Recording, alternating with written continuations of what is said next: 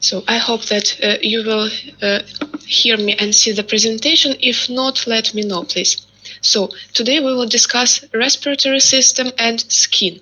We will start with the respiratory system.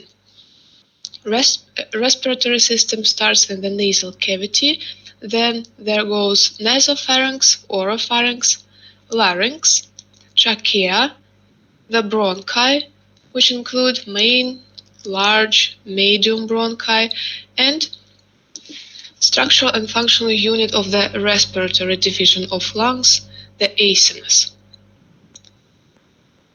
The respiratory organs are subdivided into airways that just convey the air to the alveoli where gas exchange happens, and the respiratory division. The main difference between the airways and respiratory division in structure is the presence of alveoli in the structures of respiratory division, because only through the thin walls of alveoli the gas exchange can happen. In the structure of the walls of the structures of airways, we have no alveoli, so gas exchange doesn't happen here in airways. Airways include upper and lower airways. Upper airways include nasal cavity, nasopharynx, oropharynx, and larynx. Lower airways include trachea and bronchi, which end with terminal bronchioles. And after terminal bronchioles, there starts the respiratory division, which includes respiratory bronchioles, alveolar ducts, alveolar sacs, and alveoli. Upper respiratory tract is shown here. It includes nasal cavity, nasopharynx, oropharynx, and larynx. In the nasal cavity, we have the mucosa with the so-called respiratory epithelium, which is simple pseudostratified epithelium, where all cells lie upon the basement membrane, but their nuclei are located at different levels.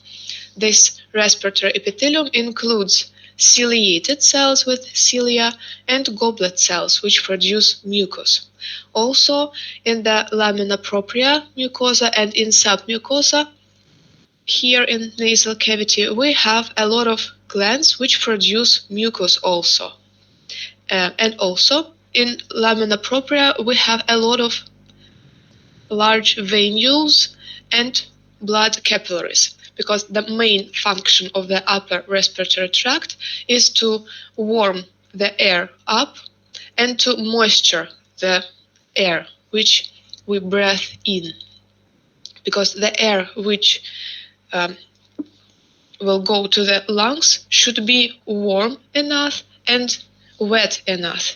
If not, such cold or dry air can cause damage to very thin and fragile walls of alveoli.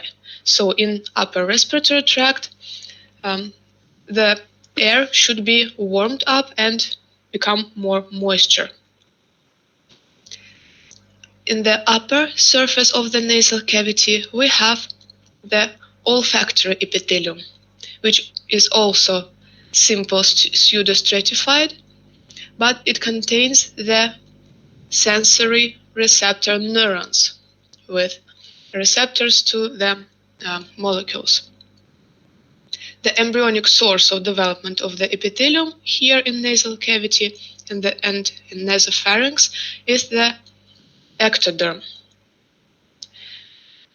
As I said previously, we have a lot of blood vessels in lamina propria mucosa, and there are a lot of mast cells in lamina propria which can release serotonin and histamine, which will increase permeability of the blood capillaries here.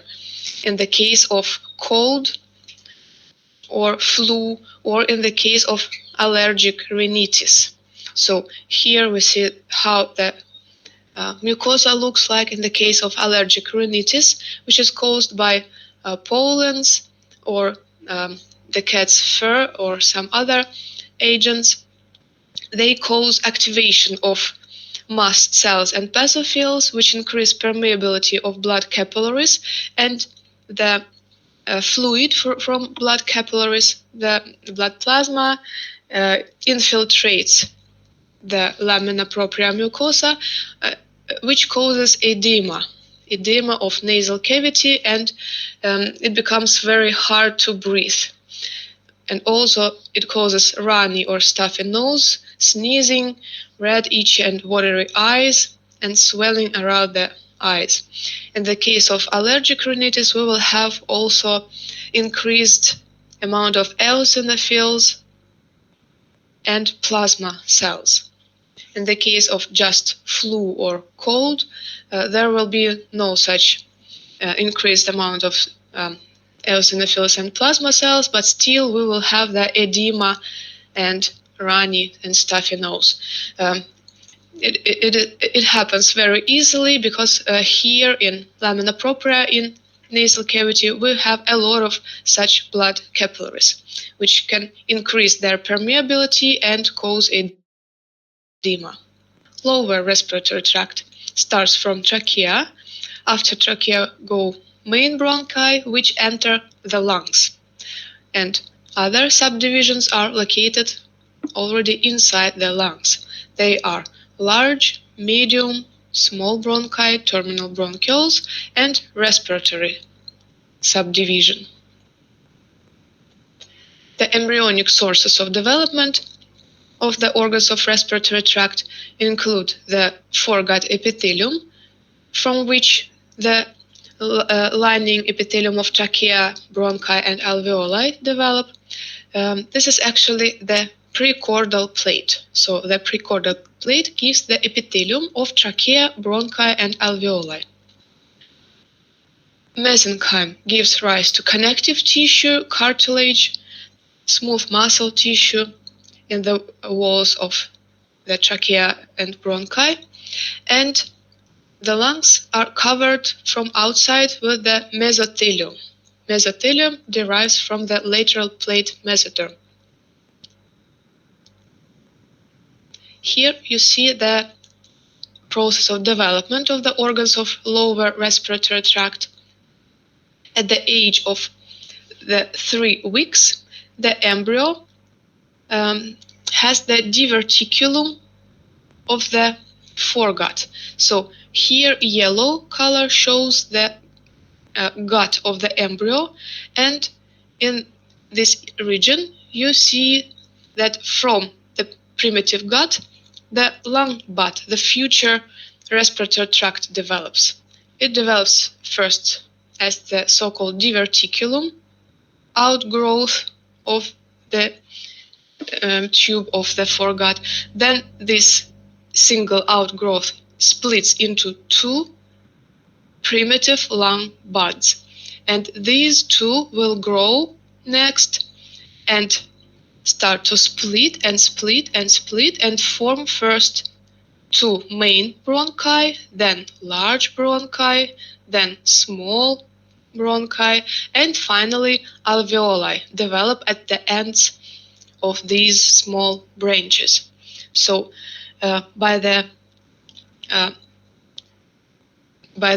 5th month of development of the fetus, there should be some amount of alveoli which will give the ability of the fetus to breathe. Trachea.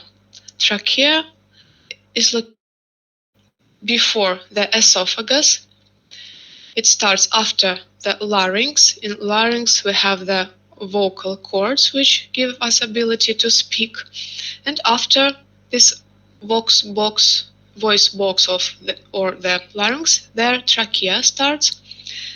In the structure of trachea we have these C-shaped cartilage semi-rings. Here you see them in cross section and in longitudinal section. The trachea is located just before the esophagus.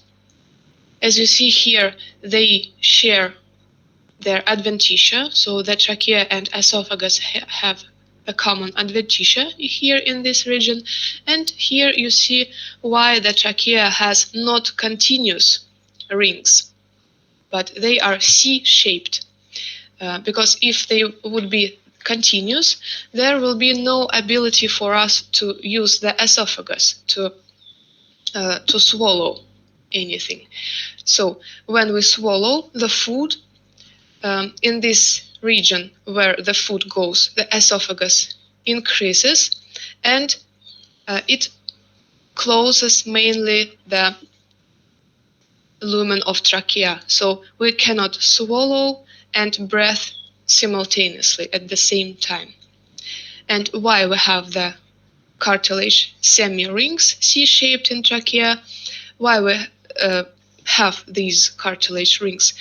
Because the main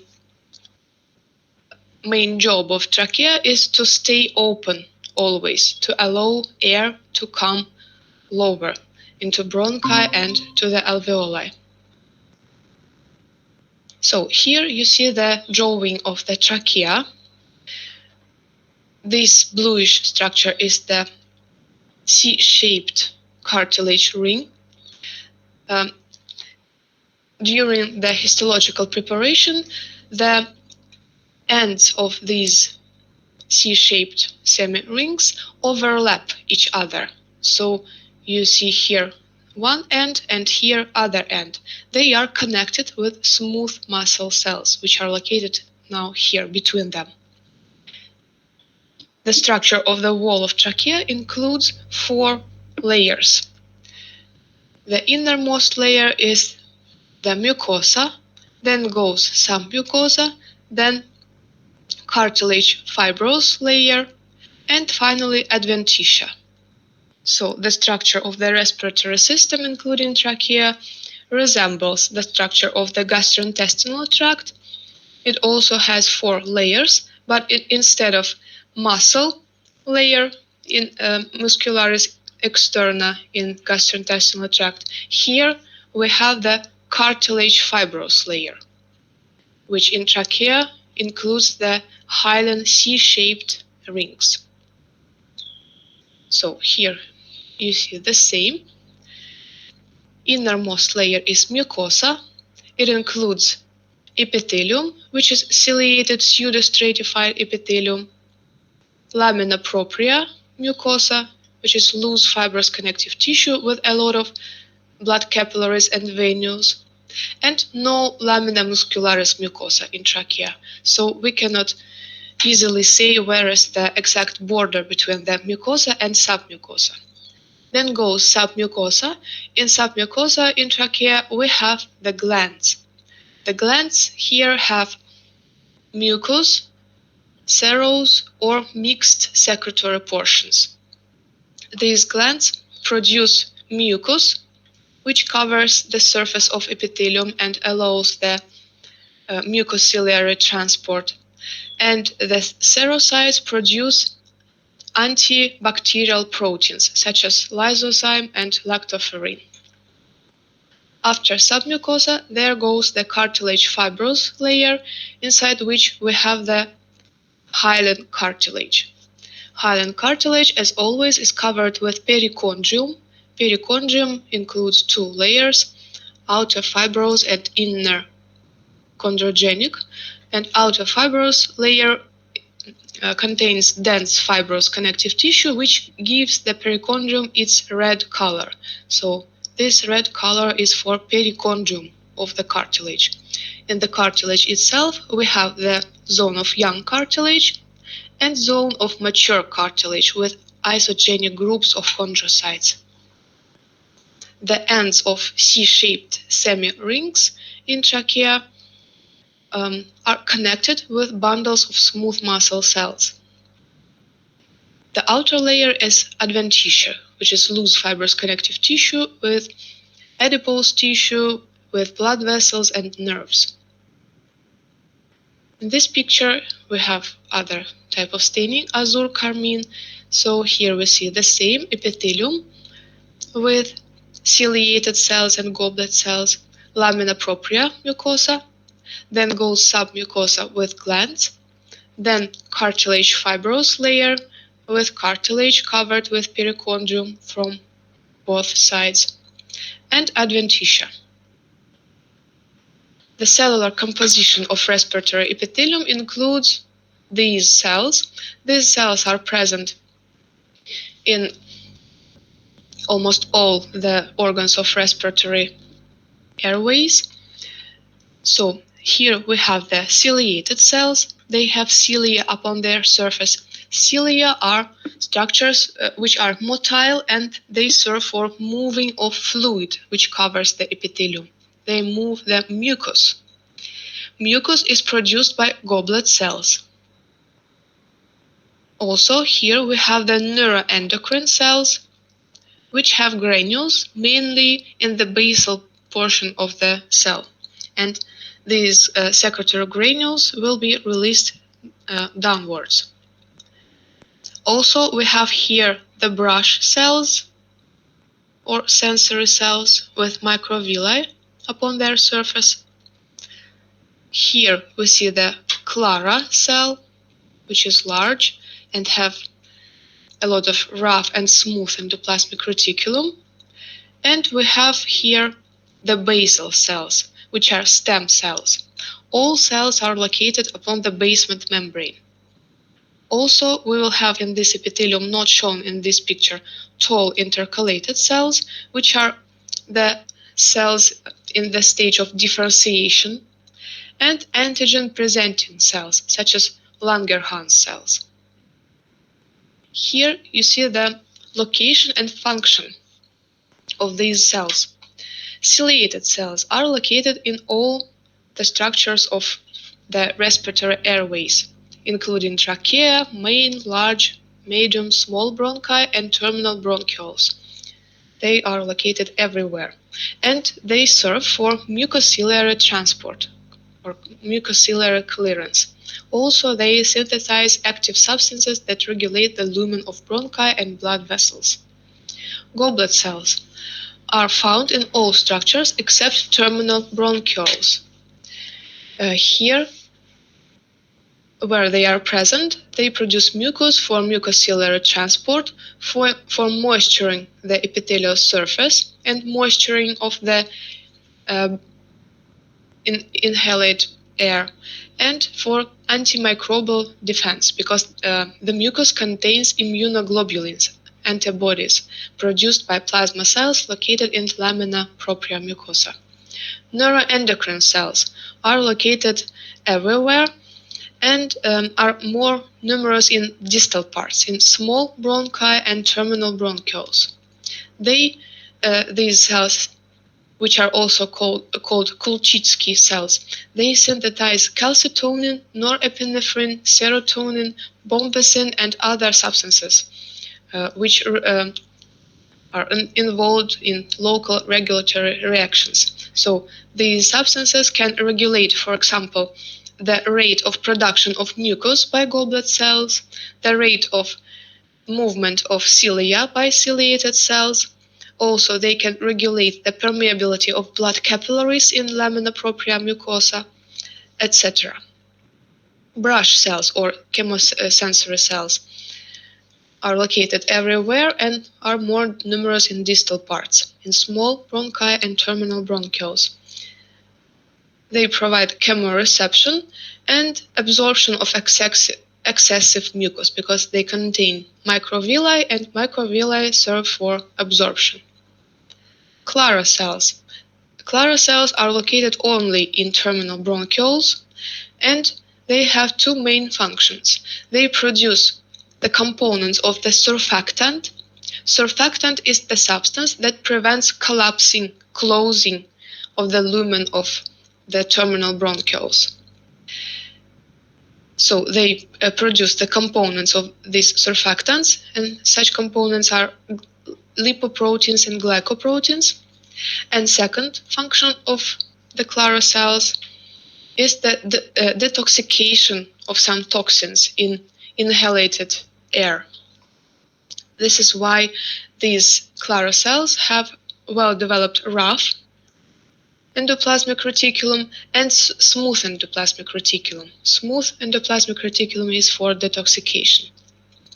Basal cells, stem cells, short and intercalated cells are located everywhere. There are stem cells. They serve for renewal of all type of epithelial cells. Here at high magnification you see the respiratory epithelium with ciliated cells and goblet cells. Together they perform the function of mucociliary transport or mucociliary clearance. It means that the sticky mucus covers the surface of this epithelium. To this sticky mucus, the bacteria and viruses come in contact. They bind to this sticky mucus. They are trapped here, and then movement of cilia moves all this layer of mucus with trapped bacteria and viruses and pollen and dust particles upwards from lungs through the trachea to the oropharynx, where this mucus is swallowed and goes to stomach, where all bacteria and viruses are broken down with the acid which contains which is inside the stomach. Or we can sneeze out this mucus, or it can be released also outside with a cough. In this picture, we see the transitional electron microscopy picture of the respiratory epithelium. Here we see the basement membrane to which all the cells are connected. The lower row of the cell nuclei are the cell nuclei of basal cells. They are small cells with small amount of cytoplasm. They are stem cells. They divide here. Then the second row of the nuclei should be for the tall intercalated cells, which are growing differentiating cells. And the upper layer of the cell nuclei is for mature cells. The two main types of mature cells here are ciliated cells, which cell nuclei we see here, and goblet cells, which contain triangular in shape nucleus and a lot of secretory granules with mucus in their apical surface. This goblet cell here is shown in the process of releasing of the granules with mucus. Here we see the scanning electron microscopy picture showing the ciliated and goblet cells at different levels of the respiratory tract. So here we see the cilia of ciliated cells, and here the surface of goblet cells. In smokers, the number of cilia, their height and their ability to move is largely decreased. And this causes the inability in smokers to release the mucus. The goblet cells continue to release mucus, and the amount of mucus produced by goblet cells increases, but the amount of cilia is not enough. And this causes the increased amount of mucus in airways and increased coughing. So this is the very characteristic feature of the persons who smoke very hard. They cough because they try to release this mucus. In this electron microscopy picture, we see the apical portions of the cells. Actually, we have here 3 ciliated cells because we have borders between the cells here and here.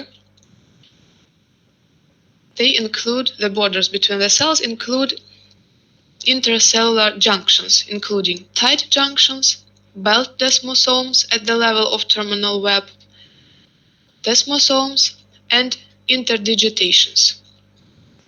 At the level of terminal web, the cilia are connected to the cells with the basal bodies, And in the apical surface of the cells, we have a lot of mitochondria, because the process of movement of cilia needs a lot of ATP produced by mitochondria. Here you see the longitudinal section of cilia, and here cross section of cilia. The part of cilium which is located above the level of the cell is called axoneme. It beats and moves fluid. The part of cilia which is located inside the cell is called the basal body, which ends with the striated rootlet. It serves for anchoring, attaching of the cell, of the cilium inside the cell. So it is attached to the terminal web, the cytoskeleton, including actin and myosin microfilaments and intermediate filaments also. So in the structure of axoneme, as you see here, we have the microtubule doublets, one cross-section of microtubule and second one, and dynein arms. This protein dynein is the ATPase. It means that it breaks ATP into ADP and P, and the released energy is used to move the doublets of microtubules along each other, and it causes the the movement of the cilium. In this picture, you see the trachea in cross-section. You see how the ends of the C-shaped ring overlap each other. So this is the cartilage tissue. Here we see the submucosa because it contains glands, and this is mucosa with epithelium. So here is the epithelium.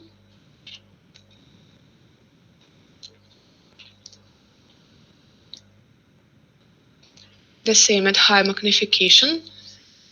So mucosa, which contains epithelium and lamina propria mucosa. Then submucosa with glands. Then fibrous cartilage layer which contains cartilage, and adventitia. The same as here, mucosa, submucosa, fibrous cartilage layer, and adventitia. Mucosa containing epithelium, lamina propria mucosa.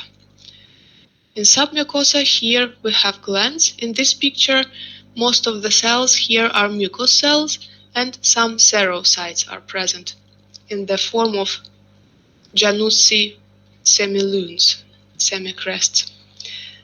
Here starts the fibrous cartilage layer.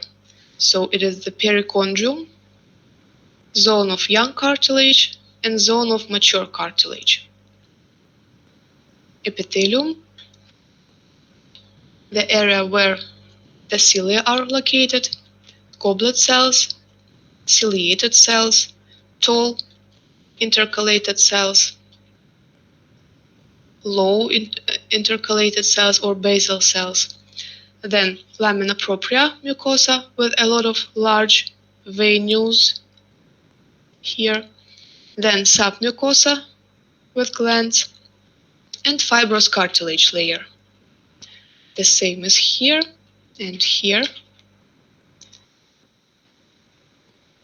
Here you see the mucus covering the surface of epithelium where some dust particles stick to this mucus. The same as here, the layer of mucus with something trapped inside it. The overlapping ends of C-shaped rings of cartilage connected with smooth muscle tissue. So smooth muscle tissue will be located here and here also.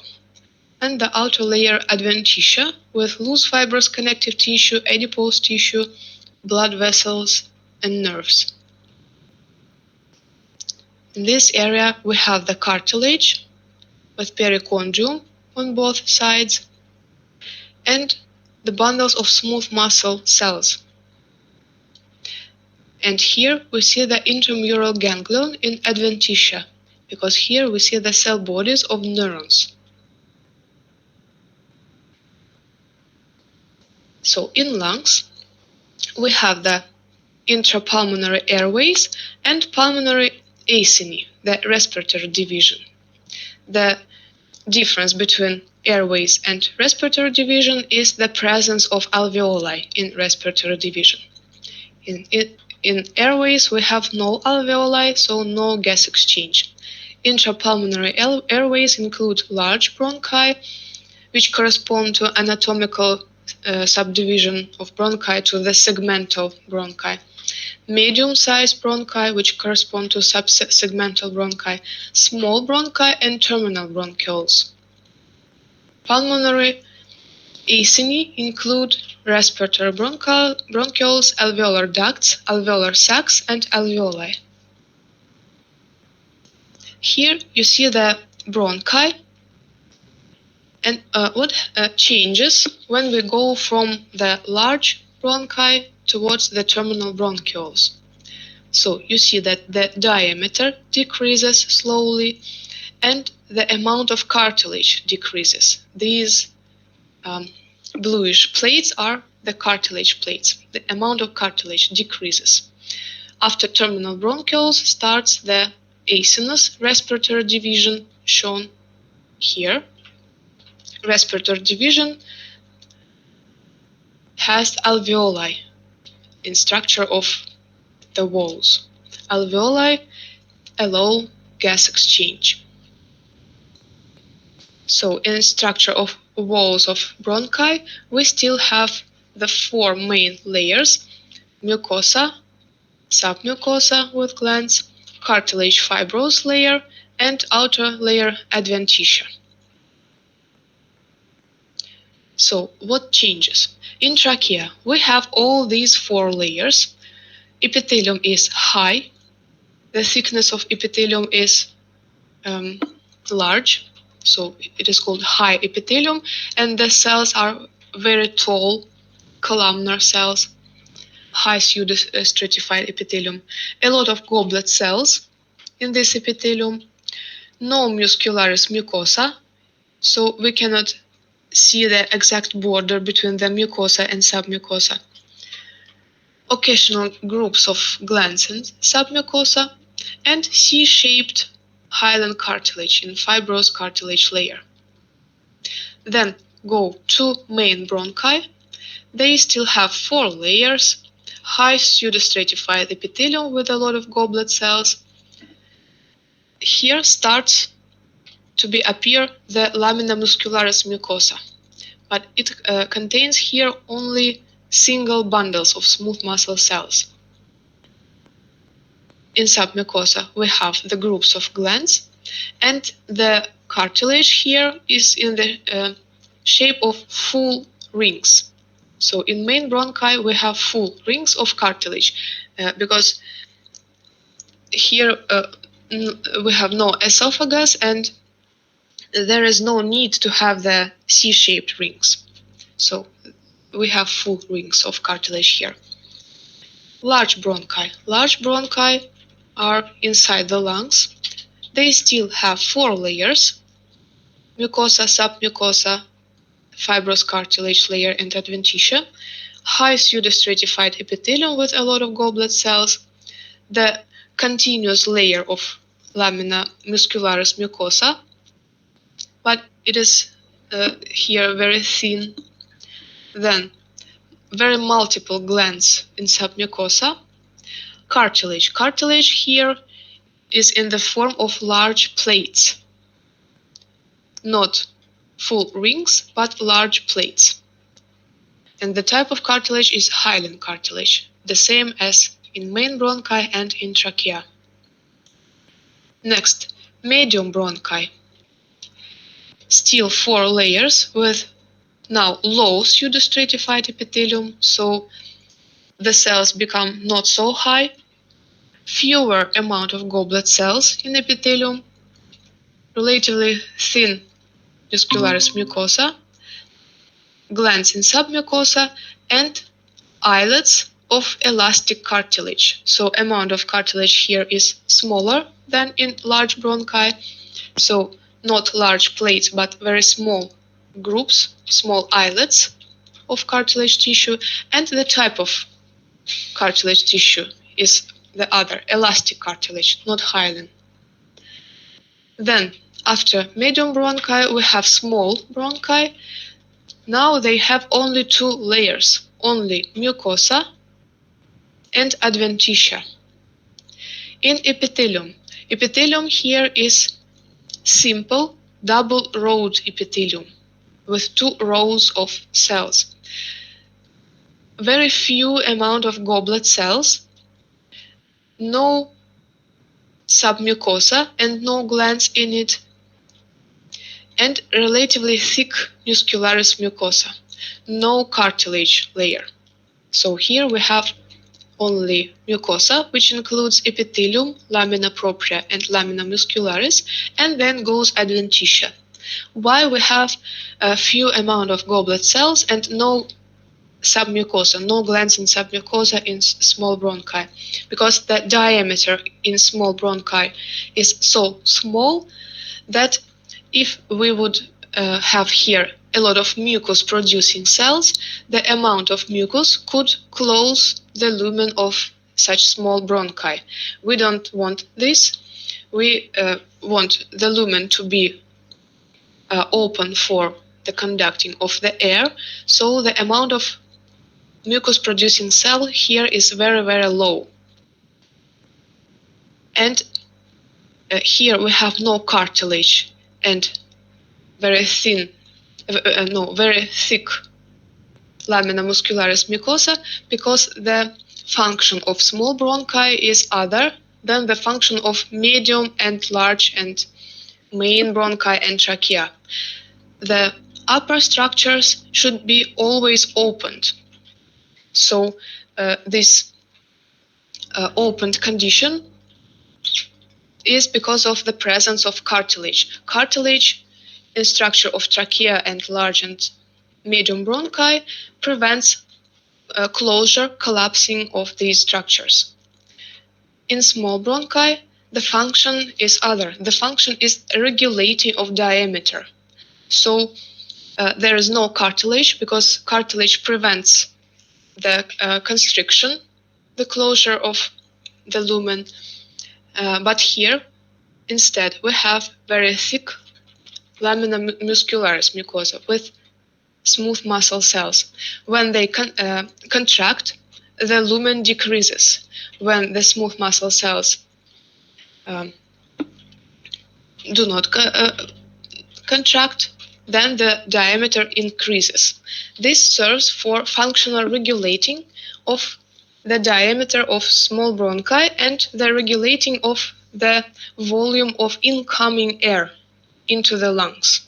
So in the condition of, for example, some physical training, we need a higher amount of oxygen for our body, for muscles to work, and it means that we need larger amount of air to come into our lungs, and in this case the small bronchi will have larger diameter. In the case when we don't need so large amount of air, then the smooth muscle cells will contract and the diameter will decrease. So the function of small bronchi is mainly to regulate the diameter of the lumen. The final portion of the conducting airways is the terminal bronchioles. It also has only two layers, mucosa and adventitia. Epithelium here is simple cuboidal epithelium with ciliated cells.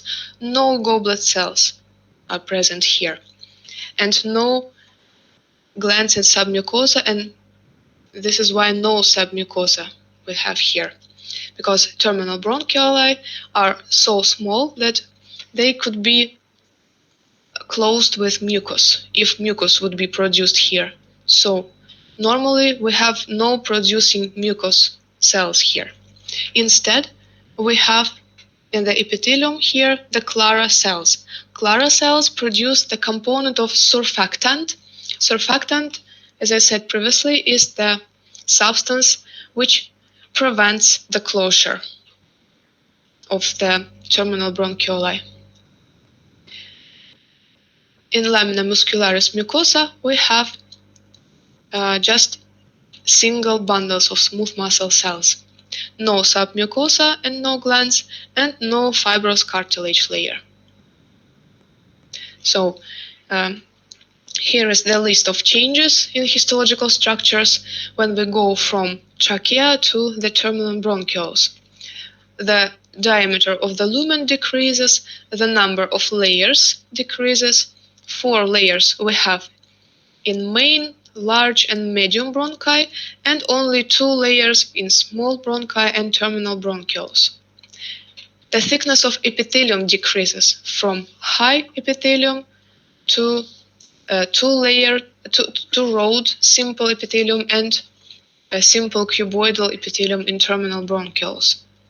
Amount of glands in submucosa decreases, and amount of goblet cells also decreases, because goblet cells and glands in submucosa produce sticky mucus. We don't want sticky mucus to be present in very small in diameter structures such as small bronchi and terminal bronchioles.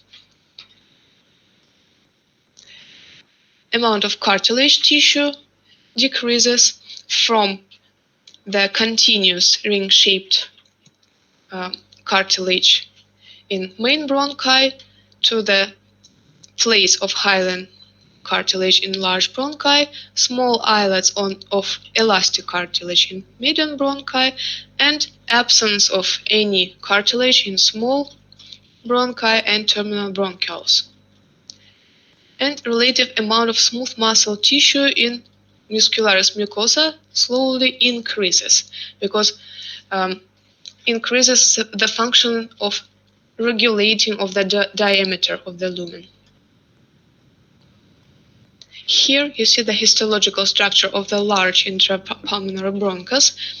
It has large diameter, mucosa with epithelium, lamina propria mucosa, and lamina muscularis mucosa.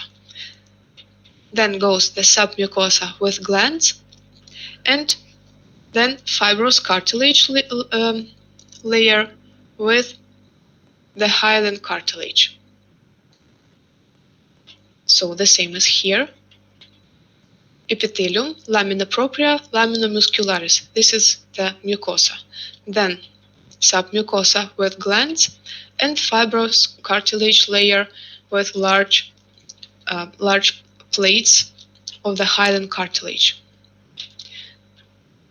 Next, medium bronchus. It still has 4 layers: mucosa, submucosa with glands, then small islets of elastic cartilage.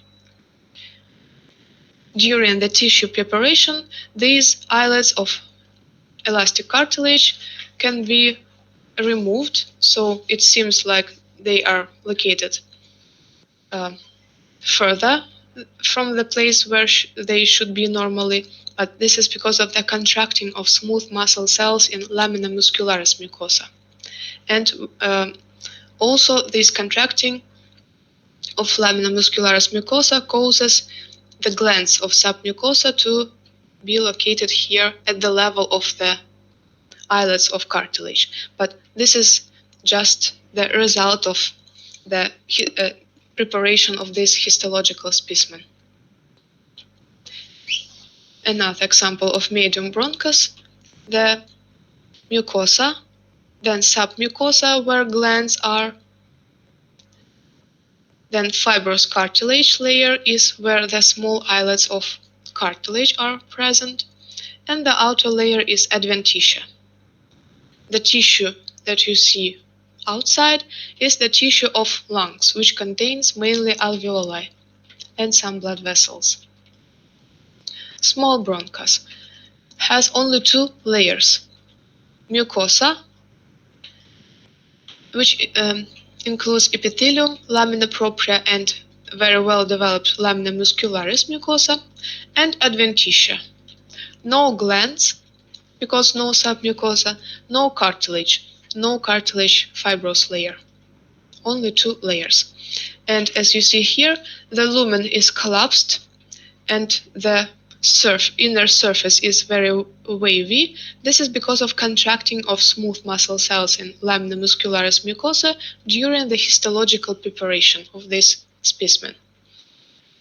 So this is how the small bronchi look like, for example, in the asthma, when the inhalating of some toxins and the substances which cause this disease cause the constriction of the small bronchi and inability to breathe the air into the lungs.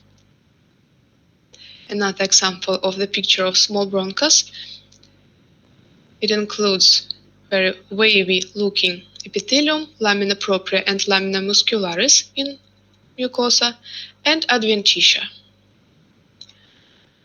And here you see the surrounding alveoli of the lung. After the terminal bronchiole, the pulmonary acinus starts. Pulmonary acinus is the structural and functional unit of the respiratory division of the lung. So all the structures of the acinus include alveoli in their structures, in the structure of their walls. So these structures of acinus include respiratory bronchiole, then alveolar duct, and alveolar sac. When we go downwards from the respiratory bronchiole, the amount of alveoli in the wall increases. So here we have the terminal bronchiole. It has no alveoli in its structure. And starting from the respiratory bronchiole, the alveoli are present. Alveoli are very thin-walled sacs, which includes very thin flattened cells, which are called pneumocytes or alveolar epithelial cells, pneumocytes type 1. Through their very thin cytoplasm, the gas exchange happens.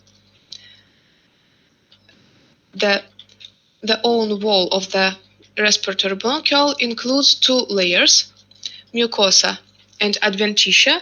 Mucosa includes simple cuboidal epithelium with ciliated cells, very thin lamina propria, and lamina muscularis. All these layers are very, very thin, but the areas of the own wall of the respiratory bronchiole are present between the alveoli, which open into the lumen of this respiratory bronchiole. After respiratory bronchiole, the alveolar duct starts.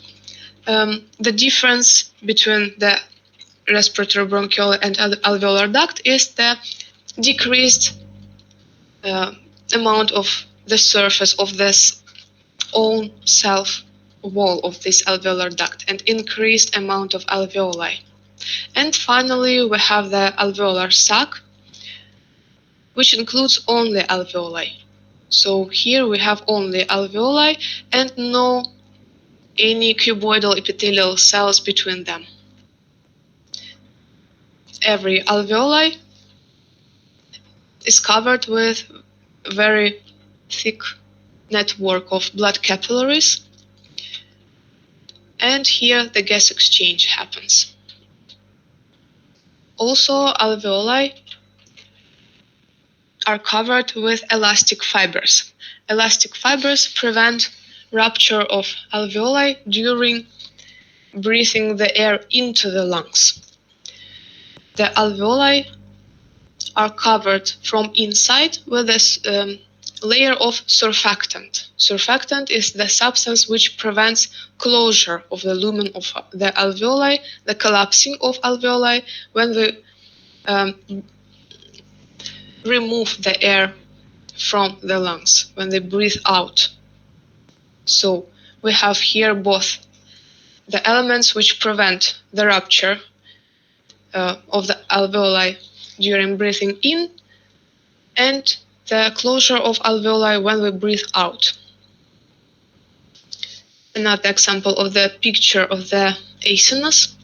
So here is the terminal bronchiole. It's the last element of the airway because it contains no alveoli in its structure. It has its own wall, which includes mucosa and adventitia. From this terminal bronchiole, the respiratory bronchiole branches. So, respiratory bronchiole, here it is longitudinally sectioned, unlike terminal one, which is cross-sected in this picture. So, in respiratory bronchiole, we have the areas of its own wall, which includes cuboidal epithelium, some smooth muscle cells in lamina muscularis mucosa, and adventitia, which is very thin. Between the areas of the own wall of the respiratory bronchiole, we have the alveoli. Alveoli have very thin walls with flattened pneumocyte type 1, through which the gas exchange happens. So here the wall of the respiratory bronchiole, here and here and here and here, and between these areas of the wall we have the alveoli, here and here and here. The alveoli open into the lumen of the respiratory bronchiole. After the respiratory bronchiole, the alveolar duct starts, not shown in this picture, and finally we have the alveolar sac, which includes only connecting alveoli. No cuboidal cells are seen between them. Another example of the picture of the structures which can be found in the lung, starting from the medium bronchus. It is medium bronchus because here we see all four layers. Mucosa, submucosa is here because we see here the glands. Fibrous cartilage layer is present because here we see the small islets of the cartilage, and this cartilage is elastic. This is medium bronchus and not large one because of the amount of cartilage. In large bronchus we have large plates of cartilage, but here we see only small islets of cartilage, and the type of cartilage tissue here is elastic. And after fibrous cartilage layer, there goes the adventitia here. In this picture we see the small bronchus. It has no glands and no cartilage, only two layers, mucosa and adventitia, and its inner surface is very wavy because of very well developed smooth muscle tissue in lamina muscularis mucosa, which contracts during the tissue preparation. Here we see the terminal bronchiole, which in structure resembles small bronchus, but it is not so wavy because of smaller amount of smooth muscle cells in its wall. It is cross-sected in this picture, and from it respiratory bronchiole starts. Respiratory bronchiole here is longitudinally sectioned. It is from here to here. It has large areas of its own wall, which includes cuboidal epithelial cells, some smooth muscle cells, and adventitia. Between the areas of its own wall, we have alveoli, which open into the lumen of the respiratory bronchiole. Here in this area, respiratory bronchiole splits into two alveolar ducts, this one and this one. Alveolar duct has smaller amount of its own wall, so only here and here and here we have the areas of the own wall of the alveolar duct and larger amount of alveoli. The areas of the own wall of the alveolar duct look like these round in shape structures. They become round because of contraction of smooth muscle cells located just below the cuboidal epithelial cells. After the alveolar duct we have the alveolar sac, which contains only connecting alveoli and no cuboidal epithelial cells between them. In the area where the bronchi branch and bronchiole bronchioles branch into two, we have the areas of larger amount of lymphoid tissue, which forms so-called BALT, bronchus-associated lymphoid tissue, because in these areas, air splits into two ways, and here to this area, the enlarged amount of bacteria and viruses will stick. So in these areas, we need larger amount of lymphoid tissue to perform immunity responses. Another picture of the acinus, now starting from the respiratory bronchiole sectioned transversely, so it has its own wall, and alveoli, which open into its lumen. From respiratory bronchiole, alveolar duct start, and alveolar duct ends with alveolar sac. So here we see the cross-section of the respiratory bronchiole. It has its own wall with cuboidal epithelium, smooth muscle cells in lamina muscularis mucosa, and adventitia. And here we have the alveoli, which open into the lumen of this respiratory bronchiole, here and here. Now, here we see the interalveolar septum. It is the wall of the alveolus. Here we will have the air, which goes into the alveolus. Alveolus wall is made up with two types of epithelial cells. These epithelial cells are called pneumocytes type 1 and pneumocytes type 2. Pneumocyte type 1 is very thin, flattened cell. It has very, very thin cytoplasm, so thin that through it the gas exchange can happen. Gas exchange between the air in the lumen of the alveolus and between the blood in blood capillary here. So one pneumocyte type 1 is located here, and second one here.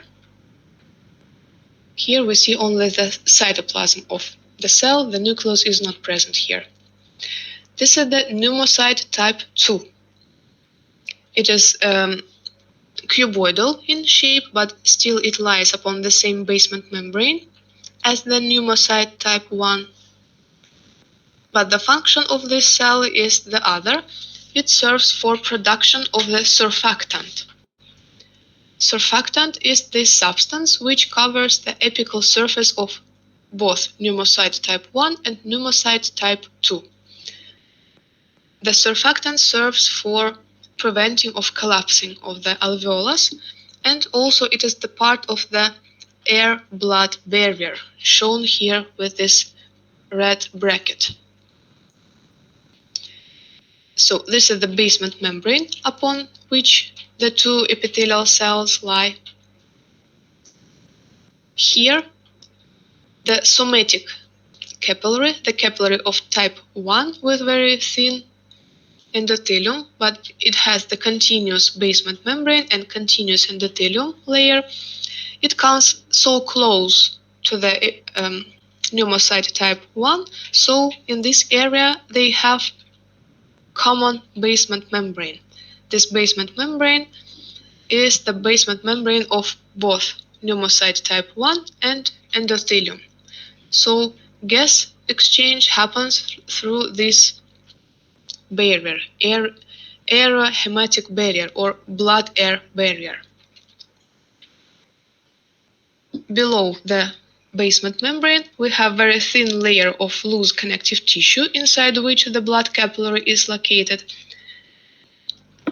Except blood capillaries in this loose connective tissue, we have the cells of loose fibrous connective tissue, such as macrophages, fibroblasts. Fibroblasts produce the components of extracellular matrix, and a lot of elastic fibers are present in this extracellular matrix. So, functions of pneumocyte type 1, the gas exchange, and it is the part of air-blood barrier. The function of pneumocyte type 2 is to produce surfactant, and also it is thought that it takes part in regeneration of the epithelium in the case of injury. Here we see the other cell, which is the macrophage. It is called alveolar macrophage. It can walk along the inner surface of alveolus, and it phagocytoses bacteria and any dust particles which came into alveoli. Also, it can phagocytose the excessive amount of surfactant. Also, it produces lysozyme, interferon, the substances which serve for protection from bacteria and viruses. And also, it can become the antigen-presenting cell. In the case of large amount of bacteria or dust particles, it can phagocytose them, and when it can eat no more such dust particles or bacteria, it can enter the loose connective tissue below the basement membrane and become this interstitial macrophage. Interstitial means located inside the interstitium. Interstitium means loose fibrous connective tissue between the main structures in any organ. For example, here in lungs, main structures are alveoli, so loose fibrous connective tissue between the alveoli will be called interstitium. So here in loose fibrous connective tissue, we have the interstitial macrophages. When they come here, they are loaded with a lot of eaten bacteria or dust particles. They can either go upwards to the respiratory bronchioles, where the lymphatic capillary starts. They can enter the lymphatic capillaries and go along the lymph flow towards the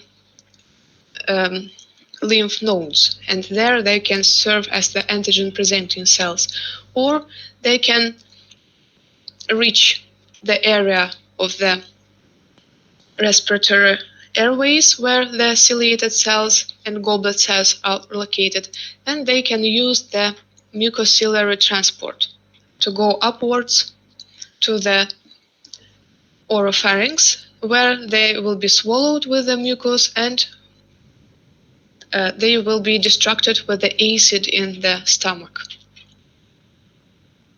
In this picture, we see the structure of pneumocyte type 2, the main function of which is the production of the surfactant. So the surfactant contains both proteins and lipids. Proteins are located mainly in the so-called hypophase, the lower phase, and the lipids are located in the apophase, upper layer. So, because this cell produces both glycoproteins and lipids, it has very well developed both rough and smooth endoplasmic reticulum. The lipid monolayer apophase of surfactant is produced in the so-called lamellar bodies. These lamellar bodies are called so because they contain these lamellae, which are actually the structure resembling membranes because they contain phospholipids. They serve as the part of the surfactant. Here we see the electron microscopy picture of the surfactant covering the inner surface of the alveolus. Here we see the alveolar septum. This is the cytoplasm of the pneumocyte type 1, flattened, lying upon the basement membrane, which is common for both pneumocyte type 1 and located below it the endothelium of the somatic capillary. So here is the lumen of the capillary. and here is the air inside the alveolus. So air should come from, not air, oxygen should come from this area to this one to reach blood. And CO2 gas should go from this area from blood to here. So here we have the surfactant, which is called surfactant complex because it contains the outer layer, which is called apophase. It contains multiple membranes layers. So we have these striations because it contains layers of membranes, lipid portion of surfactant. It is produced like the ordinary membranes are produced but they are released outside from the cell. So this is the outer layer of the surfactant, which is composed of many layers of membranes of phospholipids. And here we have the lower hypophase, inner phase of the surfactant. It is composed of dissolved glycoproteins. So both glycoproteins and lipid membranes form the surfactant complex. The functions of this surfactant complex is that it reduces the surface tension and thus it prevents alveolar collapse. It doesn't let the alveolus to close when they breathe the air out from the lungs. Also, the surfactant takes place in the air-blood barrier. Also, it prevents microorganisms invasion because the bacteria and viruses cannot come through the surfactant to blood and blood capillary. And also it prevents transudation of fluid from capillaries of the interalveolar septa into the alveolus.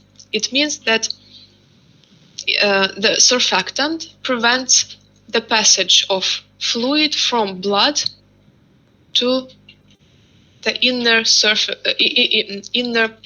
area of the alveolus, because here inside the blood capillary we have higher pressure than in the lumen of alveolus, especially when we breathe air out from the alveolus. So here where number 1 is, we will have lower pressure than here in the lumen of blood capillary, and the fluid from the blood plasma will want to come out from blood capillary to the lumen of alveolus. And this barrier between blood and air-blood barrier prevents this passage. If this barrier is broken, then the fluid will go from blood capillary to the alveolus, and then no gas exchange can happen here, no breathing can be functioning here. So air-blood barrier shown here in this bracket function is to prevent bacteria and viruses to come from air to blood, and also this barrier acts in opposite direction. It prevents passage of fluid from higher pressure in blood capillary to lower pressure in the lumen of alveolus. The surfactant deficiency is the most common cause of death in premature babies. The surfactant starts to be produced after 32 weeks of embryonic development.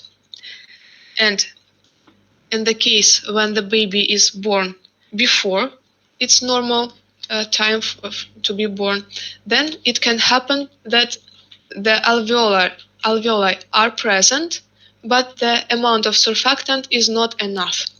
And what will happen?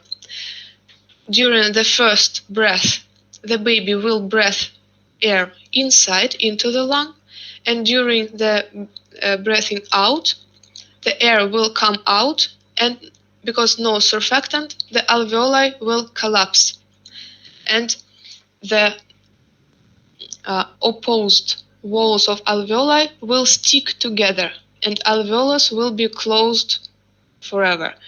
And the baby will not be able to open the alveoli during breathing in, during the second breath. So it causes the decreased ability of breathing or no ability to breathe, and such baby have a so-called neonatal respiratory distress syndrome, and it can cause death. If it happens, the artificial ventilation is needed for such baby.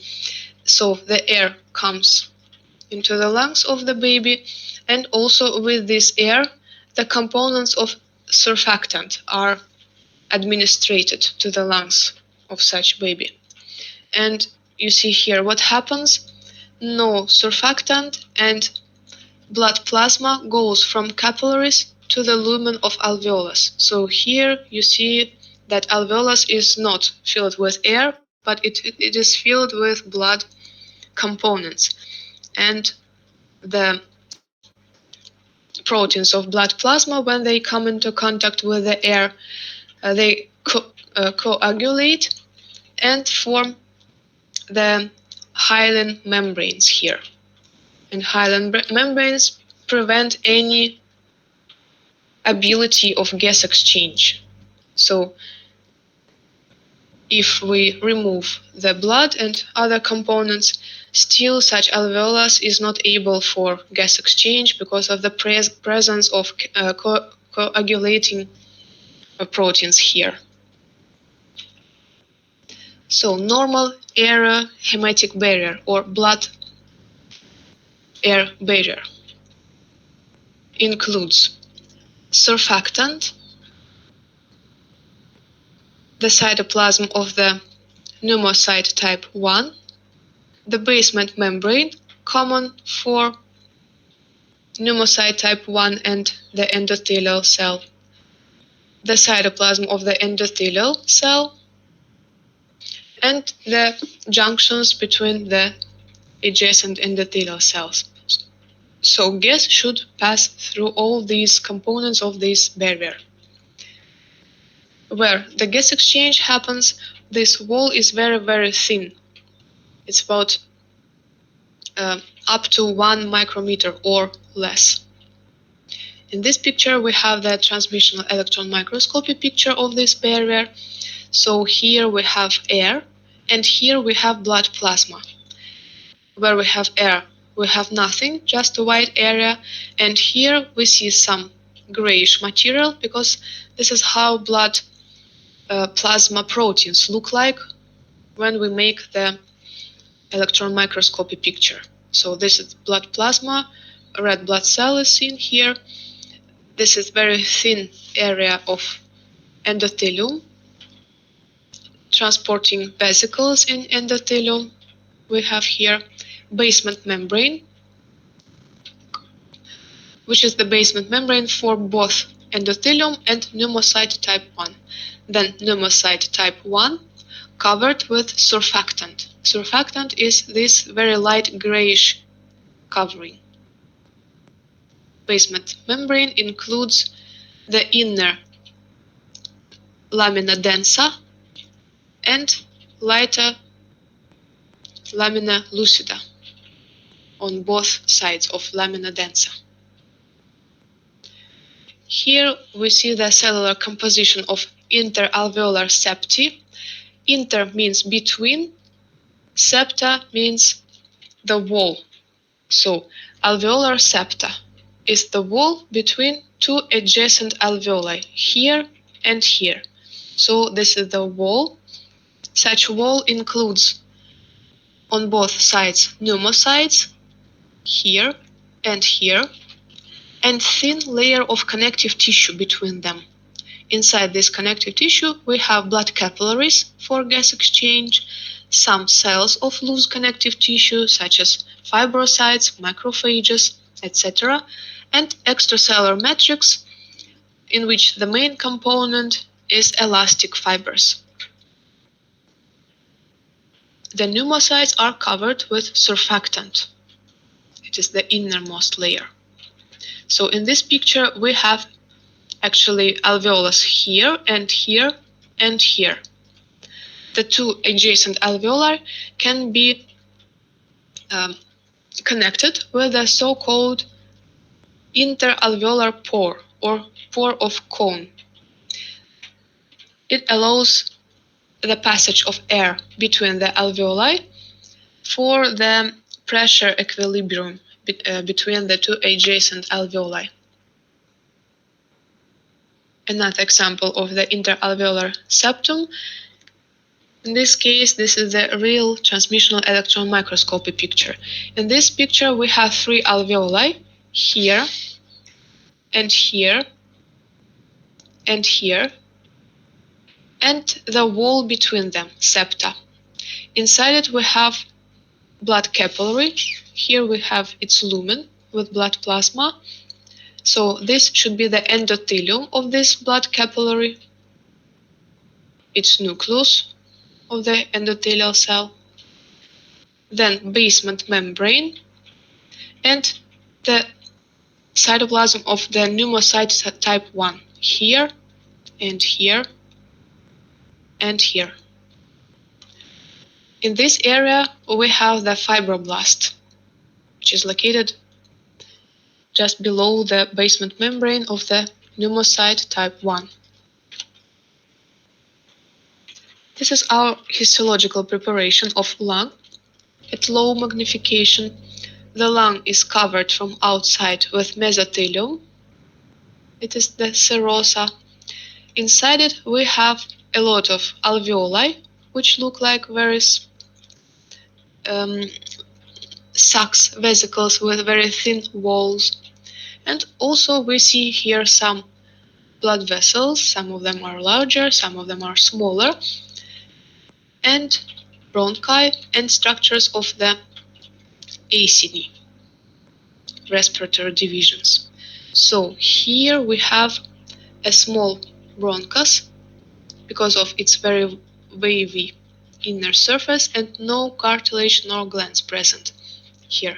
From it, the terminal bronchiole starts in this area. Also, we have the terminal bronchiole in this area. It is cross-sected, and from it, the respiratory bronchiole starts. Here, it is longitudinally sectioned. Then it splits into two other respiratory bronchioles here and here. These are the areas of its own wall. Between them, we have alveoli, which open into the lumen of this bronchiole. So alveolus is here and here and here. From this area, the respiratory bronchiole splits into alveolar ducts, which go this way and this way. In alveolar ducts, we have smaller amount of the own wall of this structure and larger amount of alveoli. Here is also the alveolar duct because of the presence of the own wall, which look like the round structures here. Between them, alveoli are seen. And finally, we have the alveolar sac, where we have just alveoli and nothing else. Here we have the interalveolar septi. In this picture, here we have the small bronchus. It is the medium bronchus, sorry. It has 4 layers. The inner layer is mucosa with epithelium, lamina propria, and lamina muscularis. Then goes submucosa with glands. Here the glands are seen. Then goes cartilage fibrous layer, because here we have the small area of cartilage. This should be the islet of the elastic cartilage. And the outermost layer is the adventitia, which is very thin. These are blood vessels here and here. Here we have the alveoli, some alveolar ducts, because they have these round structure. Areas of the own wall of the alveolar duct. Here we have the alveolar sac, because it contains interconnected alveoli. This can be the small bronchus because it has only two layers and it has such a wavy inner surface. This can be the terminal bronchiole because it has more flattened inner surface, and it is terminal and not respiratory because it has no alveoli in its structure. In this picture, we have the outer surface of the lung here covered with mesothelium. Here we have some alveolar ducts here and here and here. This can be alveolar duct or the respiratory bronchiole with the areas of its own wall intersected with alveoli. This is the blood vessel, and this is the medium bronchus. This one can be medium or large bronchus, but I think that this should be the medium bronchus. The difference between large and medium is in the amount of cartilage. The large bronchi have large plates of cartilage. The medium bronchi have only small islets of cartilage. So these are islets of cartilage, elastic cartilage tissue in fibrous cartilage layer. This is the submucosa with glands seen in it, and this is mucosa with lamina muscularis mucosa, lamina propria, and epithelium. These are large blood vessels. This one is the small bronchus because it has only two layers. No glands nor cartilage are seen here, only mucosa and adventitia. The inner surface is very wavy because of large amount of smooth muscles which contract and cause this shape.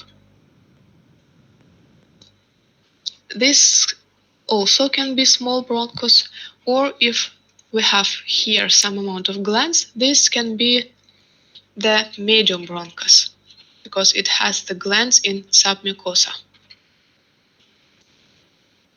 This one is the medium bronchus because it has very small islet of cartilage tissue here and also some glands in submucosa. This one also is the medium bronchus because it has also small islets of cartilage and glands in submucosa. Here we have small bronchi which split into two and end with terminal bronchioli. This one is the medium bronchus, only two layers and very wavy inner surface. This one can be the terminal bronchiolus. Here we have the alveolar sac because no round in shape areas of the cuboidal epithelial cells are seen here. Here is the alveolar duct because of these round structures here. Alveolar sac, alveolar sac. This can be alveolar duct because of this. Here we have small bronchi here and here. From this small bronchus, the terminal bronchiole starts. In this area we have alveolar duct because of these round structures here, also here and here. These are alveolar sacs because here only alveoli are present. Here some alveolar ducts here and here and here and here and here also, and here alveoli sac here and here and here. Again, here we have the terminal bronchiole, respiratory bronchioles here and here, then alveolar ducts, and finally alveolar sac. Terminal bronchiole, here it is cross-sected, here it splits into longitudinally sectioned terminal bronchiole because it has no alveoli in its structure. Then it splits into two respiratory bronchioles here and here. Then goes the alveolar duct and alveolar sac. Alveolar duct and alveolar sac. Now, the blood supply of lungs. In lungs, we have two circles. The pulmonary circuit, which serves for gas exchange in capillaries which surround alveoli. So it starts from the right ventricle, from which the venous blood comes through the pulmonary arteries. Arteries then split into arterioles and capillaries, and blood becomes oxygenized. And this blood, which is oxygen rich, comes through the pulmonary veins back to the heart. And also in the lungs we have the systemic circuit, not shown in this picture. So in lungs we have both circuits. The pulmonary circuit is for gas exchange, and the blood vessels go straight to alveoli. And second systemic circuit here in lungs is present, as it is present in all other organs in our body. It gives blood supply to the cells which form the structures of the lung. So, systemic circulation in lungs. From left ventricle, from aorta, come bronchial arteries. They will go inside the walls of the bronchi. They split into arterioles and capillaries located inside the walls of the bronchi and terminal bronchioles, and they give blood supply to the cells which form the layers of the bronchioles. So the blood changes from oxygen rich to oxygen poor, and it is drained through the veins to the right atrium. Pulmonary circulation starts from right ventricle, goes with pulmonary artery, which goes outside of the walls of the bronchi directly to the alveoli. It is not for blood supply. It is for enrichment of blood with oxygen in alveoli. So it splits into capillaries, and then capillaries are combined into veins, which bring this oxygen-rich blood back to the heart, to left atrium. So, how we can find the blood vessels of these two circuits? The blood vessels of systemic circulation, they will be located inside the walls of the bronchi and bronchioles. So, they are bronchial veins and bronchial arteries and their branches. So, the blood vessels of systemic circulation are located inside the walls. The blood vessels of pulmonary circulation are much larger in diameter. Arteries and veins are very large, and they are located outside the walls of bronchi. They bring blood directly to alveoli and bring this oxygen-rich blood back to the heart. So, in this picture, this is the medium bronchus, because it contains islets of cartilage tissue here. Inside its walls, here and somewhere here, we have very small blood capillaries. These blood capillaries and other blood vessels, larger, they serve for giving blood supply to the cells of this bronchus. They will be the blood vessels of the systemic circulation. Also in this picture we see here and here very large blood vessels which stay outside of the wall of this medium bronchus.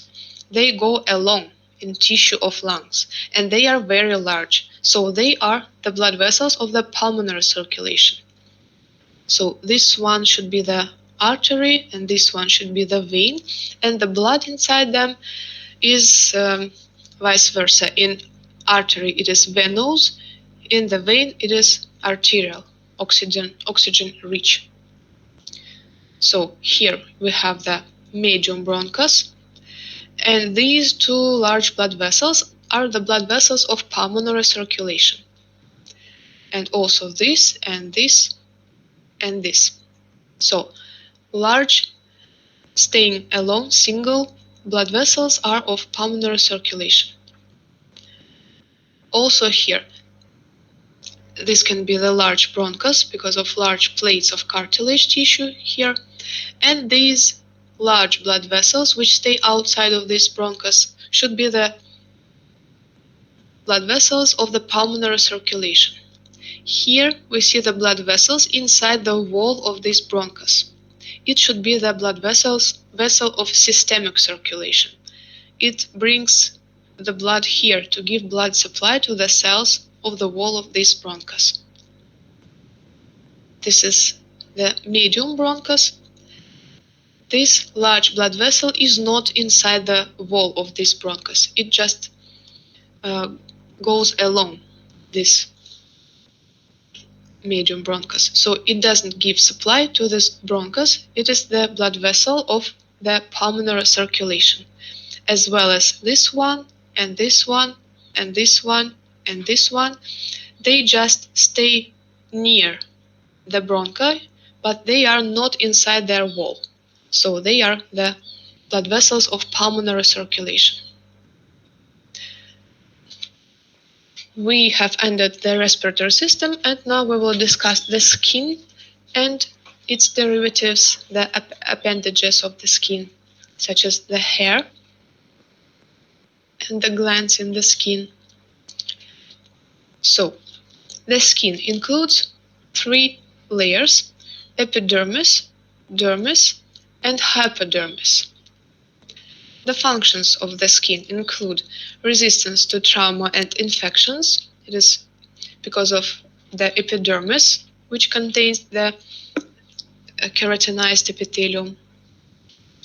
Water retention, also because of the presence of the keratinized epithelium. Thermoregulation, because of the presence of the sweat glands, which serve for decreasing of the temperature of the body. So if you have too high temperature, then your sweat glands are activated and they release water to the surface of the skin, and when the water evaporates away, it takes energy.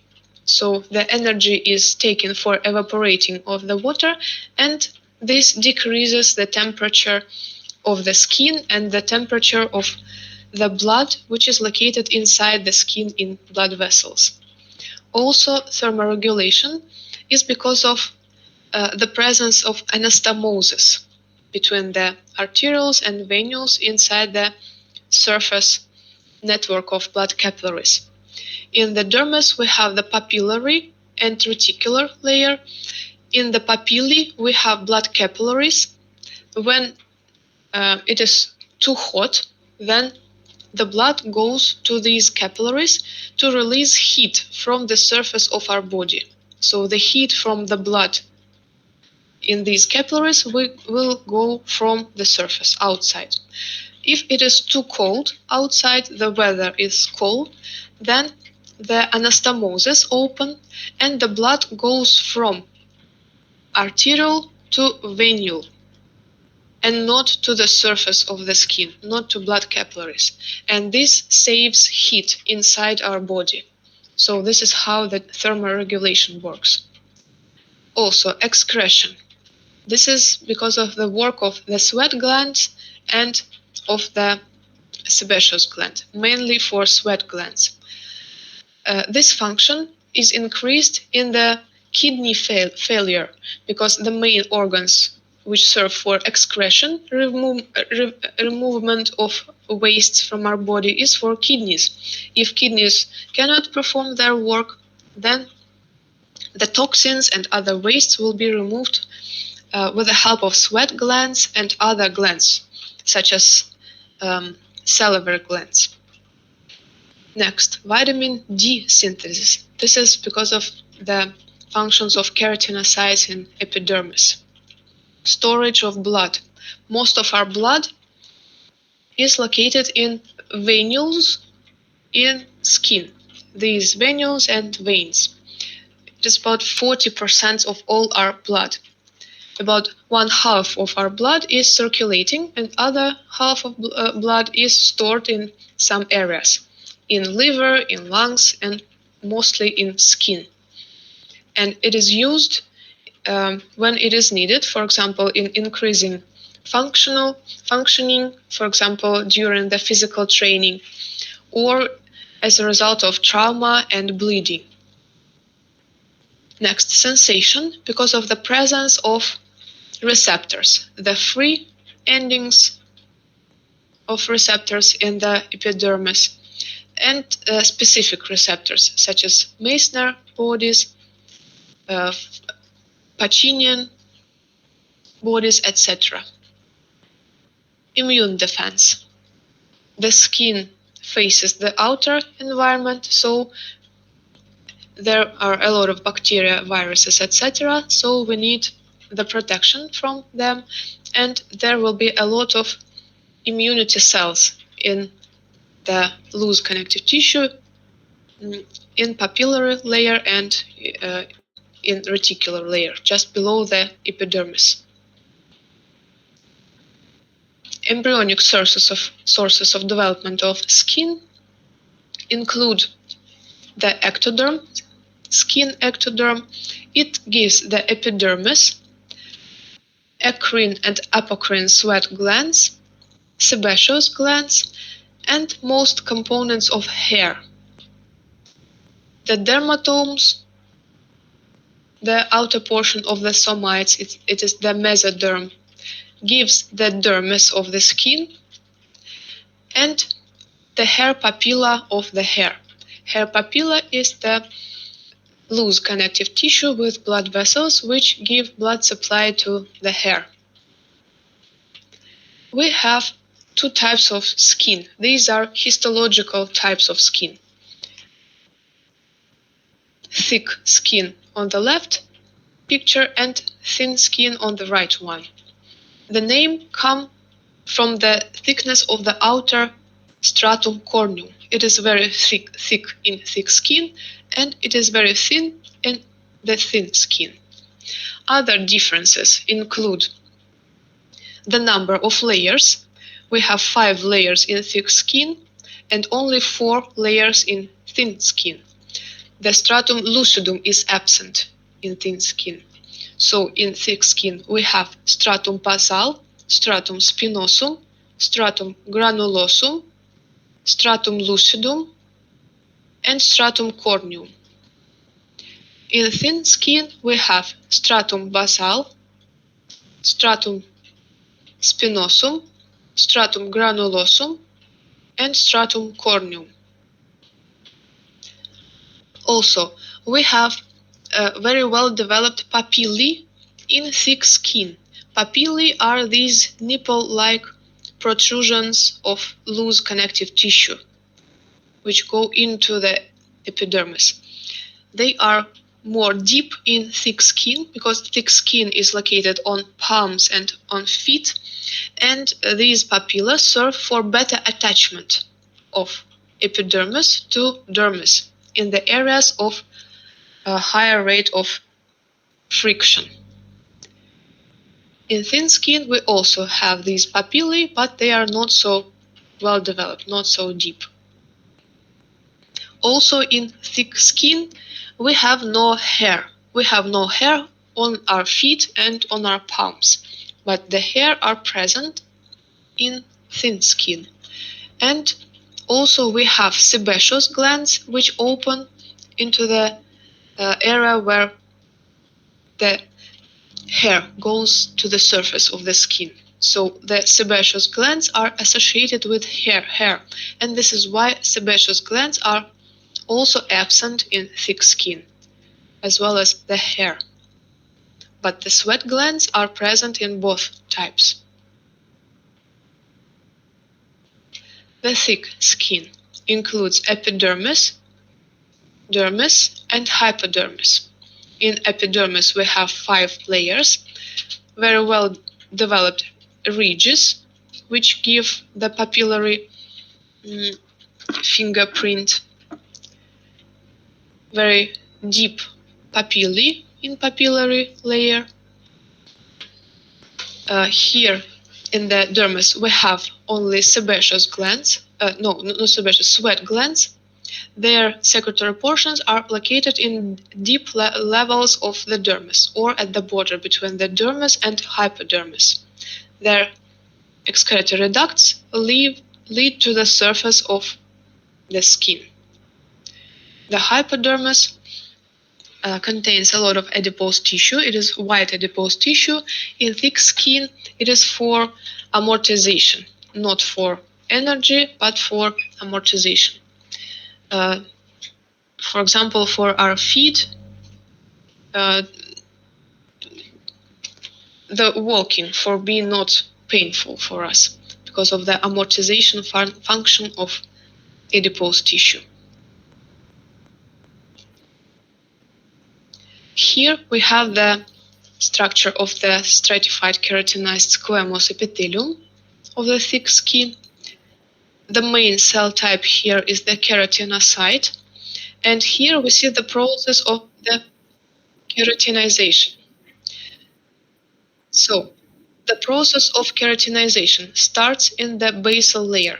Here the keratinocytes divide and start to produce the protein called keratin. The keratin forms the tone of filaments, which are intermediate filaments, which are located in desmosomes and around the cell nuclei in the next layer, which is stratum spinosum.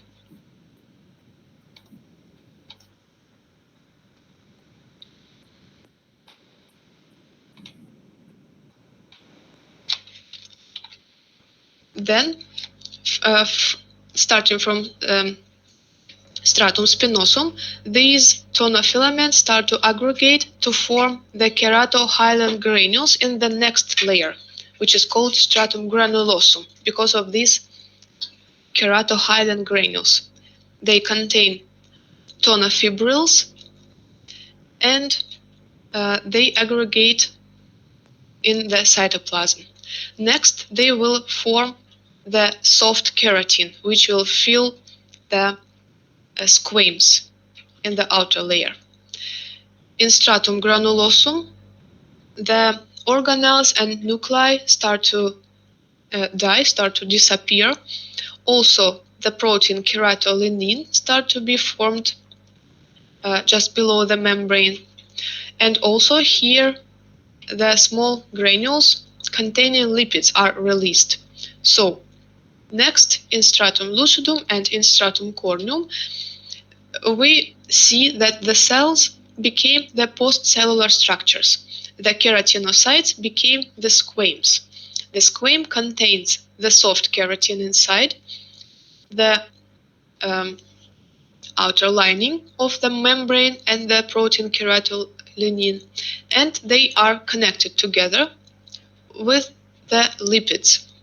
Lipids serve not only for connecting of squames together, but these lipids do not let water and bacteria from the outer environment to deeper layers and through the epidermis to blood vessels in dermis. So, in histological picture, here we see the stratum basal, then stratum spinosum, where the cell have these protrusions, spines connected with desmosomes. So we have this name of this layer. Then stratum granulosum, where the cells have these basophilic granules in cytoplasm. Then stratum lucidum, where the cells are dying and become postcellular structures, squames. And finally, stratum corneum. So main cell type here is the keratinocyte. Its function is the keratinization and producing of stratum corneum, which is for protection of the skin and for protection of all of our body. Also, we have here the Merkel cell. Merkel cell is the sensory cell located in the basal layer. It is the cell for sensation. It is the tactile cell. Also in the basal layer we have the melanocytes. Their processes go between the keratinocytes and the stratum spinosum. They are melanin-producing cells. In the stratum spinosum, we have the Langerhans cells. They are dendritic antigen-presenting cells. They emit antigens which occasionally can come through the layers of epidermis. They are catched here by these cells.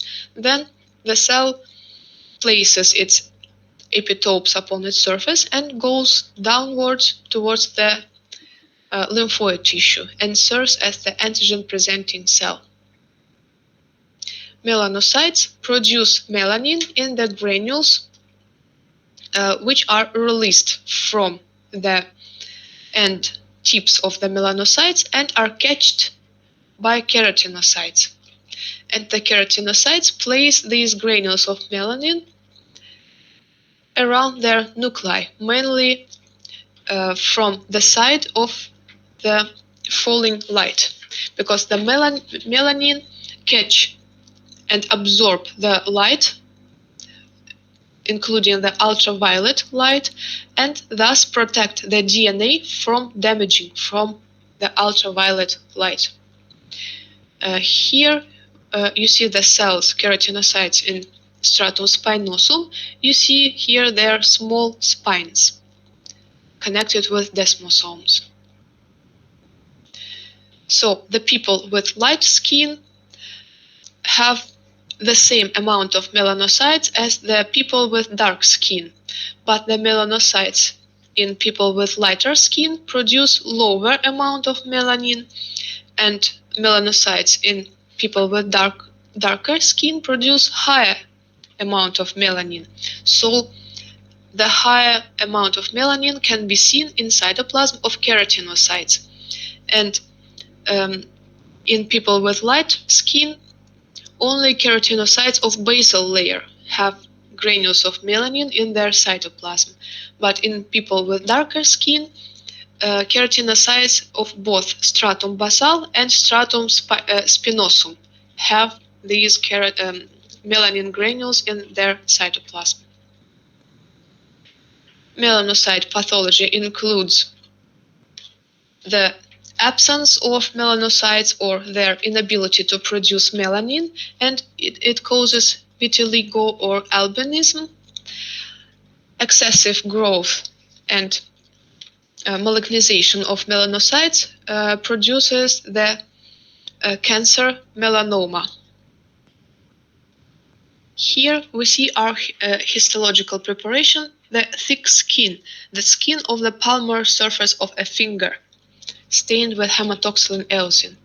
So here we see the epidermis, papillary layer of dermis, and reticular layer of dermis.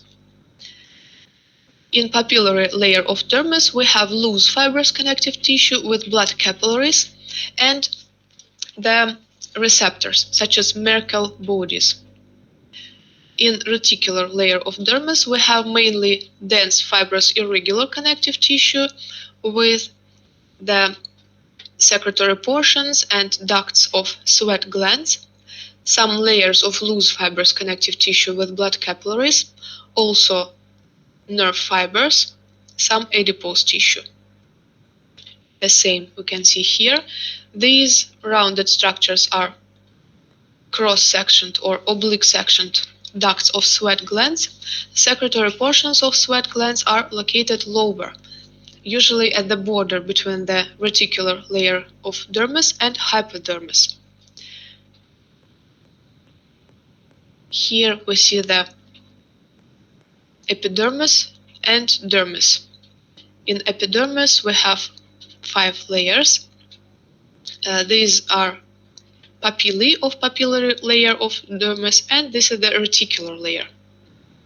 The same as here and here. Here we have the area of the hypodermis, where we have white adipose tissue with some layers of loose fibrous connective tissue. Thin skin includes all the same layers, but it has additionally the hair and associated with hair sebaceous glands, which produce mixture of lipids, sebum. The sebum forms the lipid covering of the hair.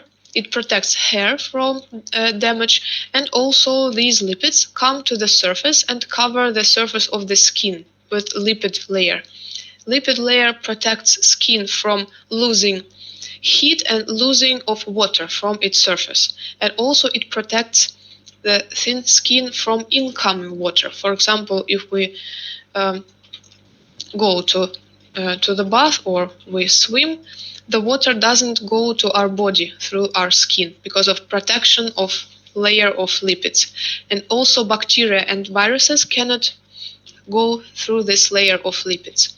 So it performs the protection function. The hair follicles are located in the dermis, and their bulb are located in lower levels of dermis or in hypodermis. So here we have the hair itself. It is located inside the so-called hair follicle, which includes the epithelial tissue and outer connective tissue. The hair follicle serves for protection of the hair and for attaching of the hair inside the skin. The sebaceous gland have secretory portions and ducts leading to the area where the hair opens to the surface. The thin skin is called so because of the thinner layer of stratum corneum compared to the stratum corneum of the thick skin. Also, there is no stratum lucidum. Here is the stratum granulosum and stratum corneum here. Stratum spinosum, stratum basal. In stratum basal, in basal layer, we have the keratinocytes, which have placed the granules of melanin around their nucleus in this area. So here we see this brownish color. So in thin skin, we can have two types of sweat glands, eccrine and apocrine glands. They differ in their structure, location, and function. Eccrine glands are multiple. They are located everywhere in the thin skin, and their function is the production of watery sweat for cooling down of the body and also for the excretion function. They are in structure simple, non-branched tubular glands with very convoluted, very twisted secretory portions. They lead to the surface of the epidermis. Another type of the sweat gland is called apocrine gland. It is located in armpits, pubis, and areolae of nipples. These glands produce the sweat with high content of protein, and they are associated with hair. And when this secretion with high content of protein comes to the surface of the skin in these areas of the armpits and pubis, these proteins are eaten by bacteria which colonize the surface of our skin. And the end products of metabolism of these proteins by bacteria have very bad, so they are very stinky. This is why the armpits become stinky, because of the bacteria which eat the proteins produced by these glands. And another gland associated with the hair is the sebaceous gland, as I said previously. So microanatomy of the hair include the hair shaft. It is the part of the hair which is not connected to the hair follicle. It is the free end of the hair, which comes above the level of the skin. The hair shaft contains only dead postcellular structures. The hair itself, the hair shaft, contains the three layers. The innermost layer is called medulla, then goes the cortex, and the outermost layer is cuticle. The medulla contains dead cells filled with soft keratin. The cortex contains also dead cells, postcellular structures, which contain hard keratin, and also the granules of melanin, which gives the hair its color. And the outer layer contains squamous postcellular structures, the cuticle, also with granules with melanin. The hair grows in this area, which is called the hair bulb. Here, the cells are previously alive. They are produced by the so-called hair matrix. It is one layer of cells located upon the basement membrane. The cells here are Campbell stem cells, and the middle portion of the stem cells will produce the medulla of the hair. The cells at the periphery will produce the cortex. The outer cells will produce the cuticle, and the outermost cells of the matrix will produce the inner layer of the hair follicle, which is called internal root sheath. So here we have the area where the hair is growing. For growing of the hair, the blood supply is needed, and it is given by the so-called hair papilla. It is located here, hair or dermal papilla. It is loose fibrous connective tissue with blood vessels and nerves.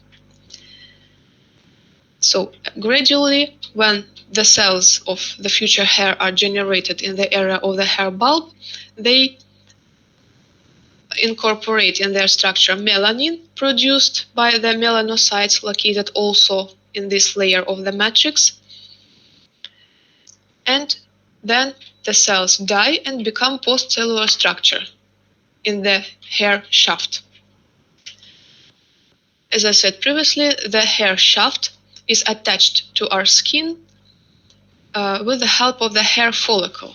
Hair follicle is the complex of tissues which surround the hair shaft and the hair root. So they include the inner or internal root sheath, external root sheath, and connective tissue root sheath. Internal root sheath. It includes three layers, and it is epithelial tissue produced by epithelial cells of the outermost area of the hair matrix here. The internal root sheath ends at the level of the bulge of the hair follicle or hair sac. It is the free area between the hair shaft and the skin. In this area, the sebum from sebaceous gland is also released. So here, the internal layer of root sheath ends, and the hair becomes free. In this area, it is not connected to the epithelium. The external root sheath. It is the epithelium also, and actually it is the continuation of the epidermis of the skin. If you see in this area, the epidermis goes downwards. Then in this area it loses stratum corneum and stratum granulosum. Only stratum spinosum and stratum basal remain, and these two layers form the outer or external root sheath. So they contain stratum spinosum and stratum basal.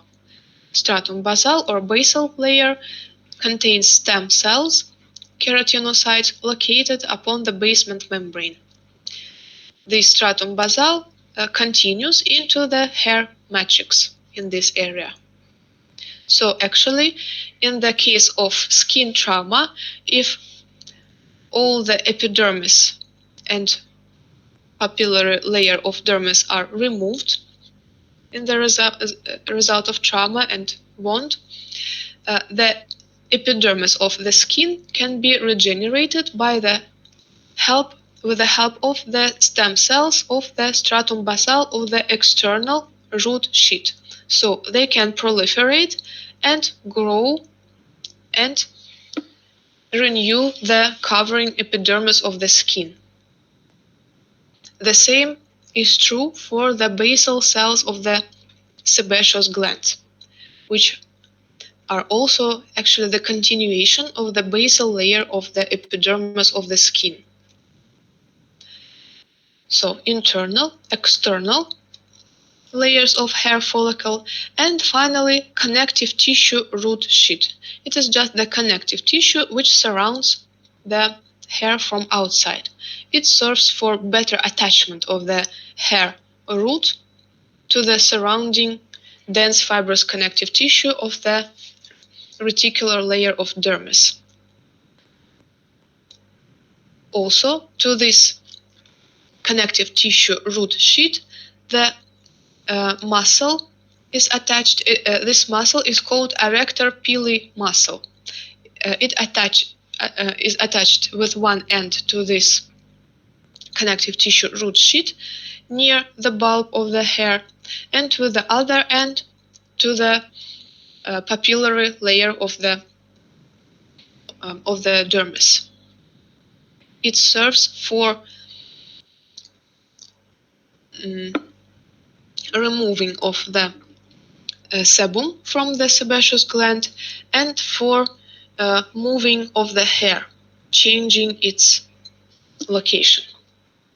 So when the arrector pili is relaxed, the hair goes along the surface of the skin.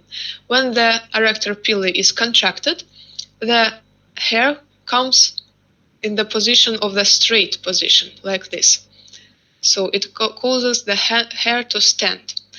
In animals, it happens when they are angry or stressed, and also this serves for increase of the thickness of fur. For example, if it is too cold, then the animals also will make this to increase the thickness of their fur. In people, this causes the goose bumps. So in this picture, we see better the hair matrix. It contains here dividing cells. The mitosis is seen here and here. Melanocytes are located here. They supply the cells of future medulla, cortex, and cuticle with granules of melanin. The cells of future cortex,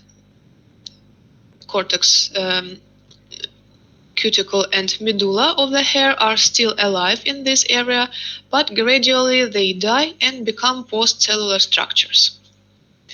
Then here we have the internal and external epithelial root sheets of the hair follicle and the outer layer of the hair follicle, which is the connective tissue layer. So this is how it looks like in our histological preparation. So these are the bulbs of the hair. This is the hair papilla. It is connective tissue with blood vessels. This is the hair matrix. It looks dark because it contains melanocytes. These cells will make the future medulla of the hair. These cells will make the cortex, and these the cuticle. The outermost cells of matrix will produce the internal epithelial root layer of the follicle, which is more red in color because it contains granules of trichohyalin. So this red color is for internal root sheet. Then this one is the external root sheet. It is the continuation of the epidermis. It has stratum basal and stratum spinosum. The outermost layer of the follicle is the connective tissue layer. This is the dense fibrous connective tissue. So the hair bulbs are located in deeper layers of the dermis, in hypodermis, which contains adipose tissue and a large network of large blood vessels. Another example of the same preparation, this is the hair bulb, this is the hair root, just the area of the hair incorporated inside the skin. We are located in hypodermis. This one is the hair itself. It has brown color because of the granule of melanin. So inside it we will have the medulla, then cortex, and the outer cuticle. Then goes the follicle with the internal layer, more red in color because of trichohyalin. Then external layer with stratum spinosum and stratum basal here. And finally, the connective tissue layer here. This is the dermal papilla, which gives blood supply. This is the matrix of the hair. So the same at high magnification. This is the hair papilla with hair matrix, with melanocytes and dividing stem cells. This area will become the core of the hair, the medulla. Here will be the future cortex, and here the cuticle. These are the cells of the internal hair follicle, which include 3 layers. The innermost layer is the cuticle. It is seen here.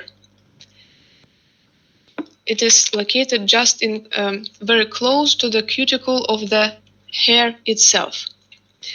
Then goes the internal layer of Huxley. It contains granules of trichohyalin, and the external layer of Henle. It contains no granules of trichohyalin here in this area. So actually in the internal epithelial sheet we have 3 layers. Cuticle, the layer of Huxley, which contains the red colored granules, and external layer of Henle, which is pale in color and contains no granules. And here starts the external layer of the follicle, epithelial cells lying upon the basement membrane, and this is the dermal connective tissue layer. Hair development is shown in this picture. We can see this process in the preparation of the frontal section of the mandible of the pig embryo, where we see the development of the teeth. The outer surface is covered with developing skin, with developing hair follicles. And here we see how this happens. The epithelium grows into the underlying mesenchyme and slowly forms the hair follicle.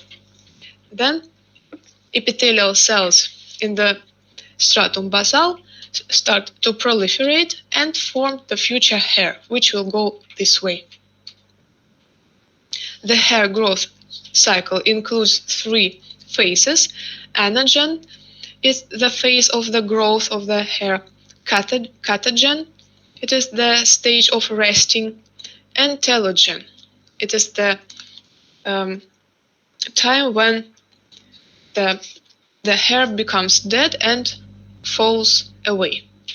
So here in the stage of anagen, the hair contains the cells which are alive in its bulb, it receives blood supply from the blood capillaries of dermal papilla, and it is able to grow because of the presence of stem Campbell cells in the area of matrix. In the catagen, the bulb of the hair separates from dermal papilla. It doesn't receive blood supply anymore, and all the stem cells maturate and become postcellular structures. So here we have no more stem cells and no more alive cells. And finally, the hair comes closer to the surface of the skin and falls away. And by this moment, the newly produced matrix of the new hair starts to grow around the same dental papilla. So newly formed hair starts to grow. This is the early anagen for the next generation of the hair. Here we see the sweat gland, which is simple, non-branched tubular with highly convoluted or twisted secretory portion. Here we see how the sections of secretory portion look like. They look like a group of circles and ovals, and this is the duct leading to the surface. In sweat glands, you should be able to differentiate between the secretory portions and ducts.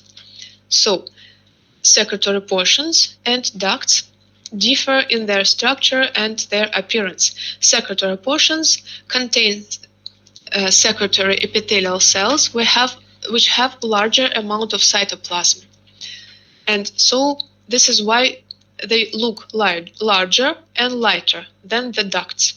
So secretory portions look lighter and larger than the ducts because they contain secretory epithelial cells with larger cytoplasm. Also, the secretory portions of sweat glands contain myoepithelial cells, which flattened cell nuclei we can see at the periphery. When they contract, they squeeze the secretory portions and help to release the sweat to the ducts.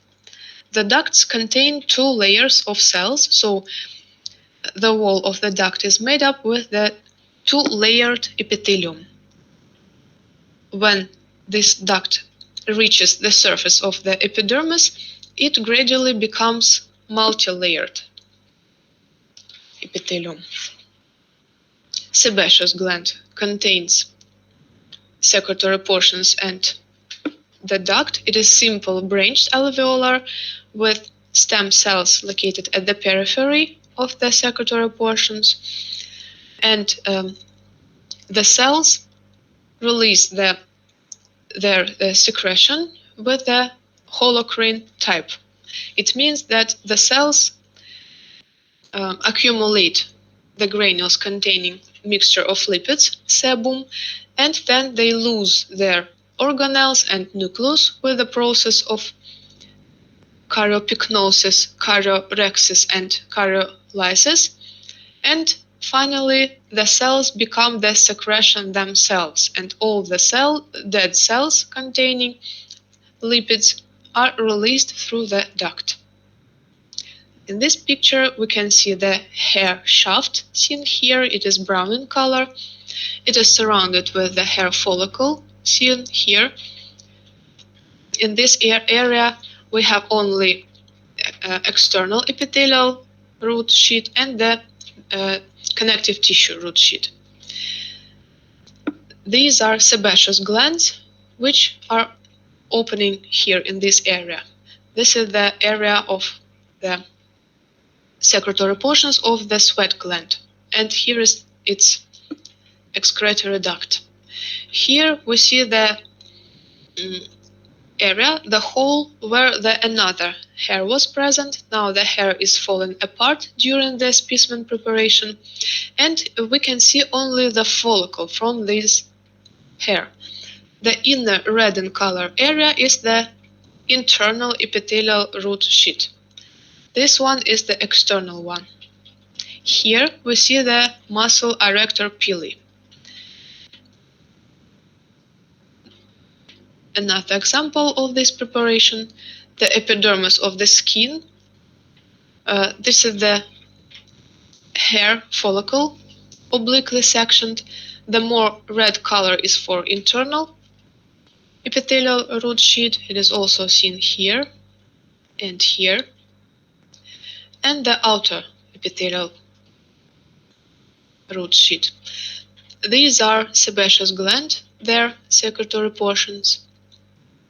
We are located in the reticular layer of dermis, which contains mainly dense fibrous irregular connective tissue. These are some areas of loose fibrous connective tissue with lymphoid tissue. This is the muscle, smooth muscle, arrector muscle pili. It is innervated with sympathetic nervous system. So we have goosebumps when we are in stress, for example. In this picture, we see the hair follicle. The hair itself is fallen away. Apart from this, this is the sebaceous gland with its secretory portions and the duct leading this way. This is the arrector muscle pili. Sebaceous gland with sebocytes. Here they are dying.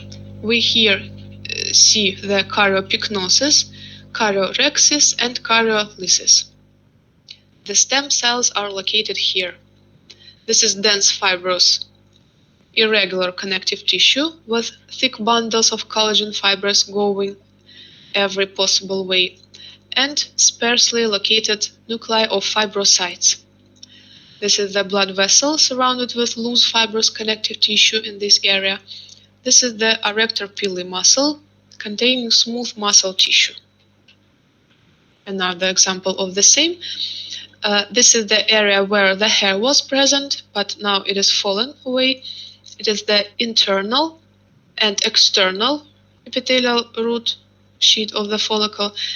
This is the dermal connective tissue layer of the hair follicle, and these are the secretory portions of the sebaceous gland. And this is the duct. So, this is all. Thank you for your attention and see you in class.